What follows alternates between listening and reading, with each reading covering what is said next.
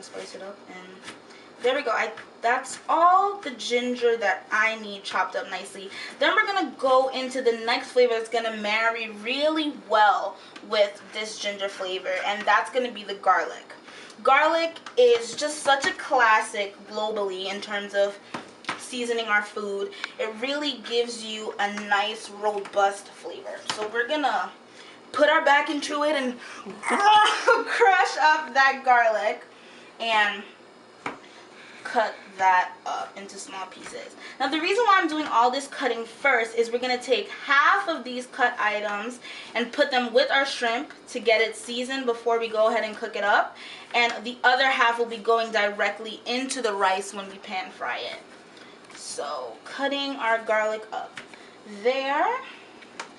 And the last ingredient really that we're going to need to chop up from this left side of our faux cutting board is a white onion. And this white onion has a much stronger flavor when compared to the Chinese onion or scallion. So it's really going to bring up those flavors and again just make for a really flavorful final product. So cut that down, and we're just gonna dice this up nicely so that they get a nice crisp on them when they hit that hot oil in the final fried rice. So cut up our onion right there. Alright, and now to my favorite element of the dish, really, as far as vegetables go, is my selection of peppers. I used bell, a red and a yellow, and also half of a jalapeno to give it just the tiniest bit of heat and really accentuate that sweetness that we're going to find in the shrimp. I really love the bell pepper in this because it actually adds a nice sweetness and also a great depth of color to the final dish that really is what you think of when you think of fried rice. That beautiful brown soy sauce toasted rice with peppers and a slew of vegetables in there to add just the most beautiful flavors. So we're gonna quickly just dice those up as well.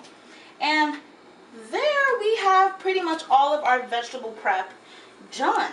And from there, what we're gonna do is we're gonna move into our seasoning of the shrimp.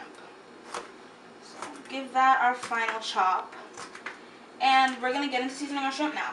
Now, like I said before, we're going to use a portion of everything we have here as well as some dried herbs to really infuse this shrimp with a great flavor. So now we're checking in back on our rice. Rice is something that you really could mess up, so you want to make sure you're watching that heat, keeping it covered, really allowing it to absorb all that white water because it's going to double in size. Now, we have all our vegetables chopped, and we're going to take some of that and add it to our shrimp to get it a nice bit of seasoning. So we're going to add some garlic to our shrimp. We're going to add a bit of white onion. We're going to save the green onion, Chinese onion actually, for when we fry our rice. And just when we have that garlic and onion in there, we're going to add a bit of olive oil to really carry those flavors and allow it to marinate with our shrimp. Now to that we're going to be adding some dried seasonings, and black pepper is a must. It's not seasoned if there's not black pepper on it. Black pepper is not enough. It cannot be the end all be all, but definitely necessary. Black pepper, we're going to add also some cayenne pepper because I personally love heat. I do. So we're adding that cayenne pepper there. Also, big in Latin America, chili powder. That really is going to give our shrimp just the nicest bit of smokiness that really will blend well with our soy sauce and sesame oil. Also paprika, another great smoky flavor that's just going to take our shrimp up a notch. And these are two takeaways from my own upbringing. In my house, grew up in Bronx, New York, and we always had a selection of Sazon seasonings. So that's Sazon Completo, which has a lot of different dried herbs, parsley, dried cilantro. This is the other Spice Supreme Sazon, which has a bit of cilantro and a bit of achiote to really give us that Latin flair to our finely seasoned shrimp. So we're going to combine both of those, and all we're going to do after that is we're going to give it a nice rub to make sure that all sides of our shrimp are really nice and seasoned. You can see that beautiful color. It's going to be even better once that shrimp hits the pan and really gets to fry up. So, there we go. So, that's seasoned beautifully. We're going to let that marinate for just a little bit.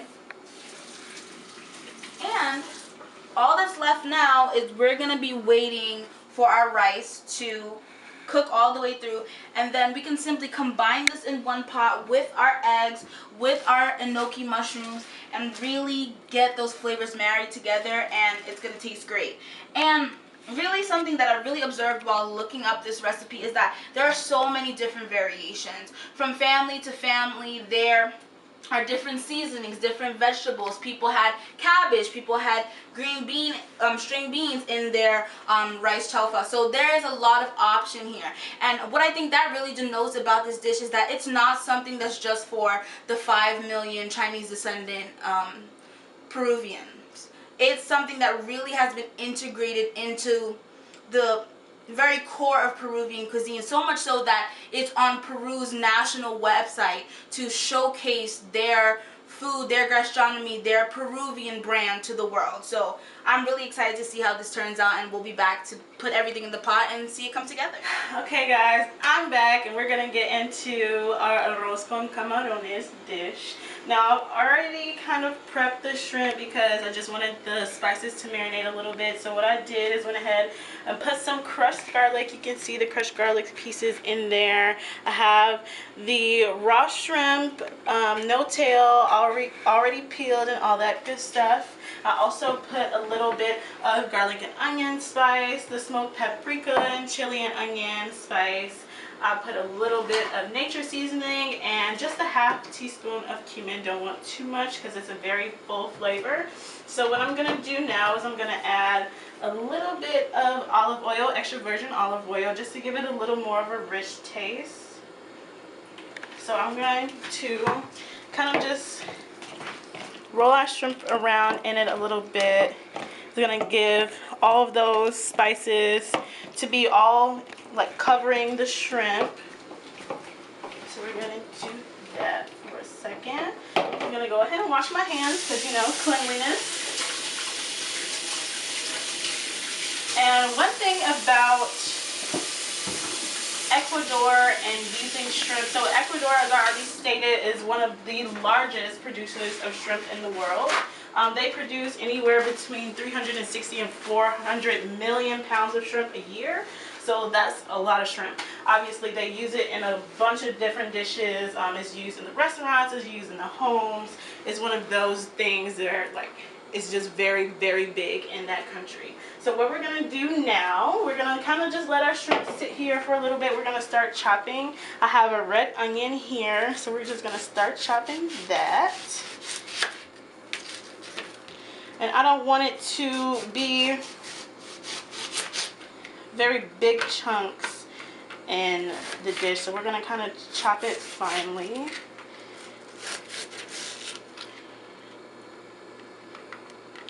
So one of the things that I really love about onions is it just gives it that like extra flavor that you just really need sometimes in dishes. It can be overwhelming if overused, but it's very good if you use it right.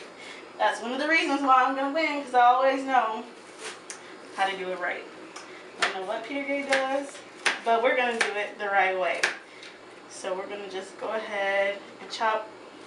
I'm not going to measure it out. That's one thing I don't do. I don't really measure. I just know in my heart.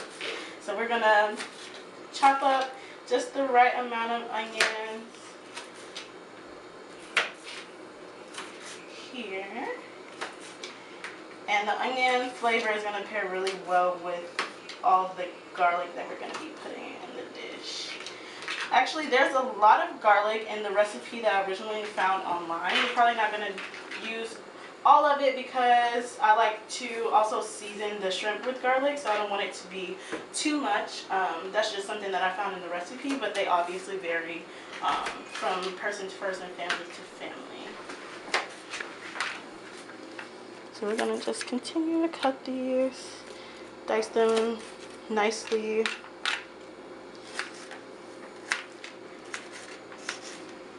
Now what we're gonna do is just saute all of the vegetables over butter once they're all cut. This butter is just one of those things that just makes everything taste better.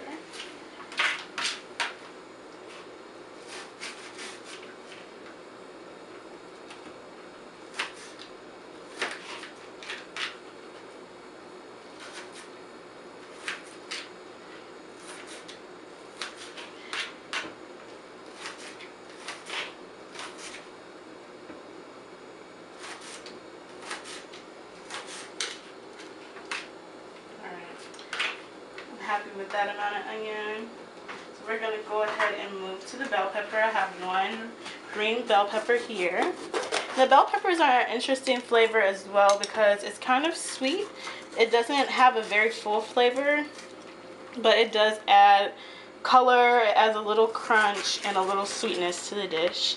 We're just gonna go ahead and cut just a little bit. We're gonna chop it nicely.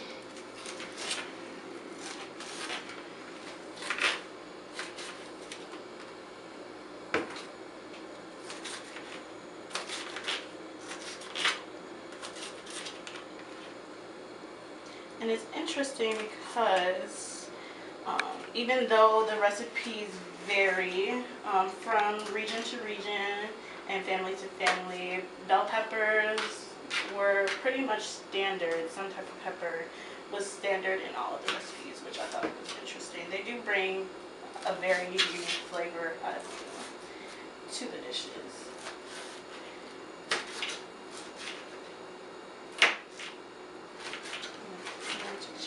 That.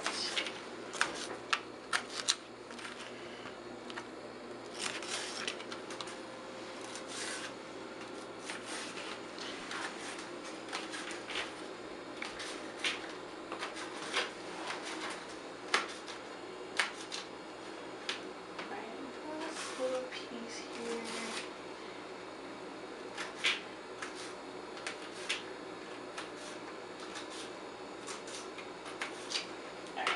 That's done. We're gonna go ahead and move into the tomatoes. Tomatoes are a very big part of Latin American dishes in general. Tomatoes have a very another very like unique flavor, I would say. It's not sweet, but it does bring like a very different texture to dishes, which I think was good. So we're just gonna go ahead and cut the seeds out of the middle here, and then we're just gonna chop this just like the bell pepper. Just dice it up. It's gonna kind of reduce in size so when we saute it, but it's gonna bring a nice different flavor to the dish.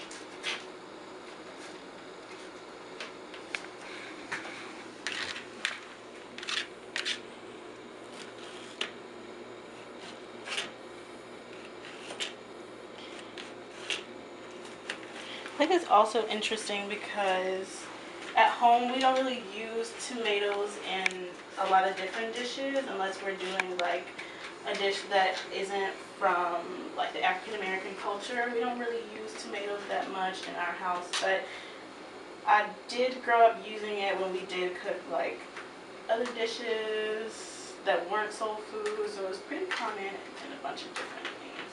Okay, so last thing we're gonna cut is the parsley. I'm just gonna put just a little bit. Parsley is a very strong flavor. We're gonna just wash it off a little bit. It's not pre-washed. We're just gonna chop it really finely. We don't want it to be overpowering, so we're just gonna put a little bit into the dish.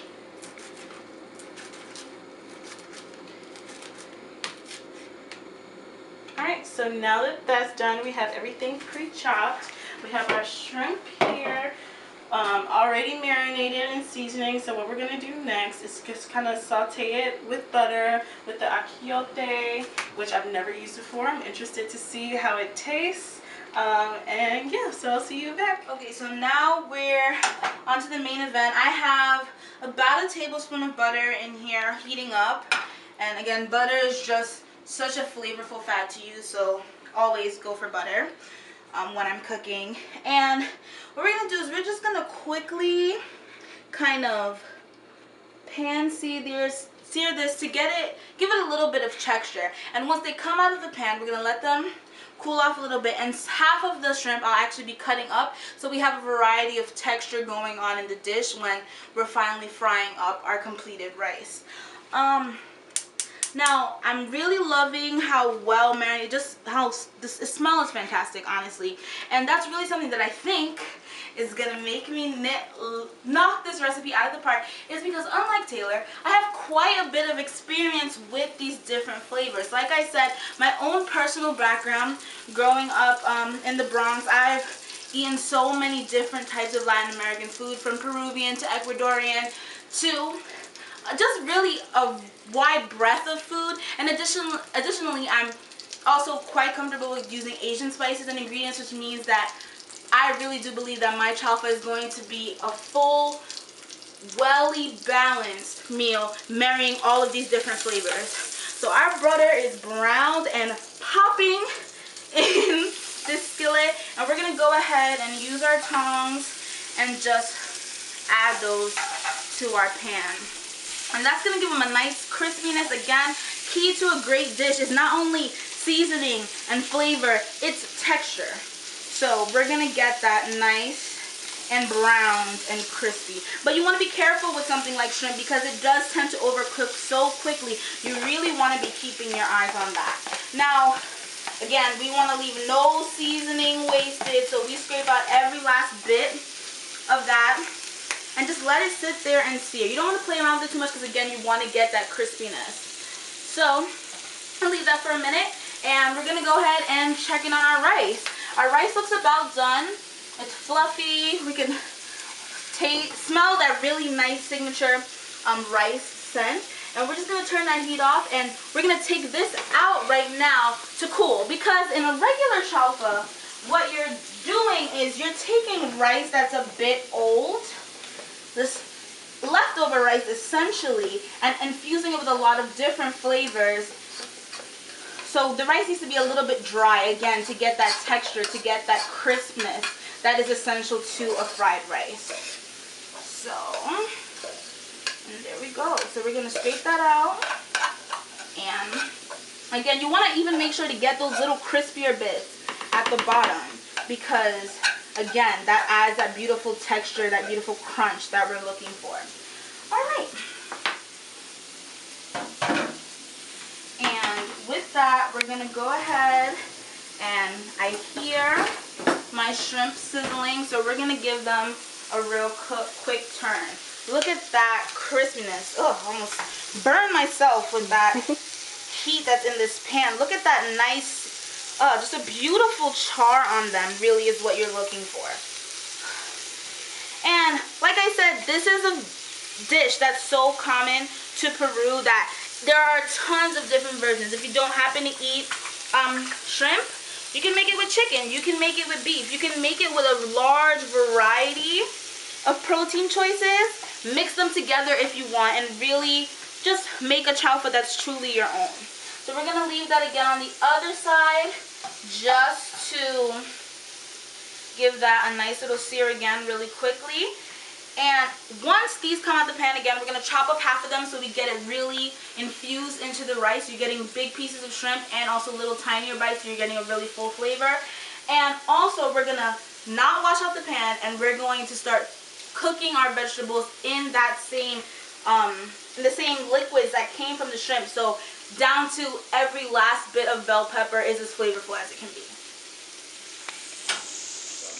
Hey guys, so we're back. I have the rice on the stove, just put it on. We have 1 cup of rice, 2 cups of water, a little bit of salt just for a little flavor, and about a tablespoon of butter just to give it a little more of a rich taste.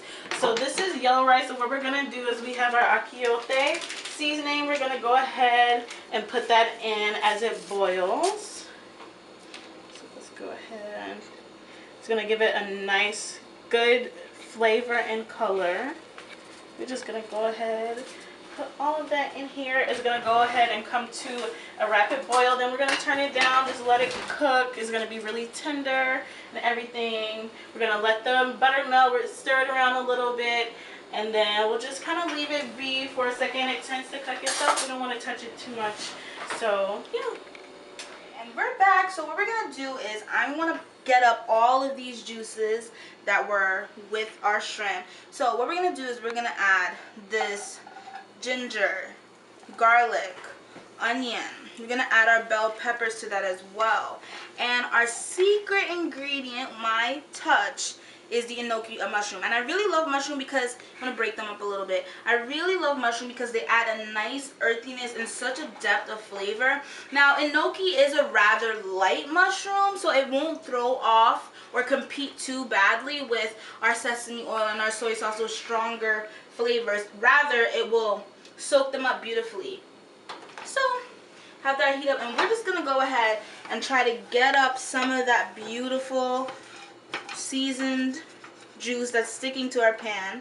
And you can already smell that nice aroma coming off of it.